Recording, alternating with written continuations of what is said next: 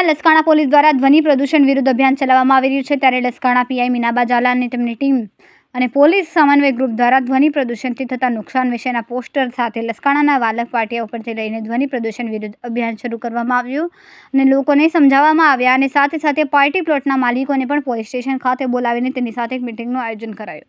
સરકાર દ્વારા જાહેર કરાયેલા માપદંડથી વધારે તમામ પાર્ટી પ્લોટમાં ડીજે વગાડશે તો કાયદેસરની કાર્યવાહી કરાશે। નમસ્કાર પ્રિય શહેરીજનો, મારું નામ પોલીસ। મારું કાર્ય માત્ર કાયદો અને વ્યવસ્થા જ નહીં પણ લોકોના સ્વાસ્થ્ય અને શાંતિની સુરક્ષા માટે પણ જવાબદાર છું। આજના આધુનિક યુગમાં ધ્વનિ પ્રદૂષણ એ જનજીવનમાં સુખાકારી માટે પડકારરૂપ છે। તમારો એક હોર્ન લગ્ન પ્રસંગ તથા જાહેર કાર્યક્રમોમાં ડીજે અને લાઉડ સ્પીકરનું વગાડવું તે કેટલું ખતરનાક છે તે તમને જણાવું। તે કોઈ બાળકનું ધ્યાન ભંગ કરી શકે છે, કોઈ વૃદ્ધની શાંતિ છીનવી શકે છે, તો નિર્દોષ પશુ પક્ષીઓને ડરાવી શકે છે। ધ્વનિ પ્રદૂષણના કારણે શ્રવણ શક્તિમાં ઘટાડો, બ્લડ પ્રેશર, ઊંઘમાં ખલેલ, કામ કરવાની ક્ષમતા પર અસર અને સૌથી ગંભીર અસર બાળકોના સ્વાસ્થ્ય અને અભ્યાસ પર પડે છે। અબોલ જીવને સ્થળાંતર કરવા ફરજ પાડે છે, જેના કારણે પ્રકૃતિ પર માઠી અસરો પડે છે।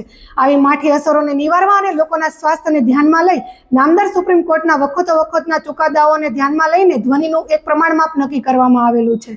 તેનું પાલન કરાવવા મહેરબાન પોલીસ કમિશનર શ્રી સુરત શહેરનાઓ દ્વારા જાહેરનામું અમલમાં મૂકેલું છે। તો આથી તમામ શહેરીજનોને જાહેરનામું ચુસ્તપણે પાલન કરવા માટે વિનંતી છે અને પાલન નહીં કરનાર વિરુદ્ધ કાયદેસરની કાર્યવાહી હાથ ધરવામાં આવશે। કેમેરામેન હર્ષદ પાટીલ સાથે સુનિલ પાટીલ, સમય મીડિયા ન્યૂઝ, સુરત।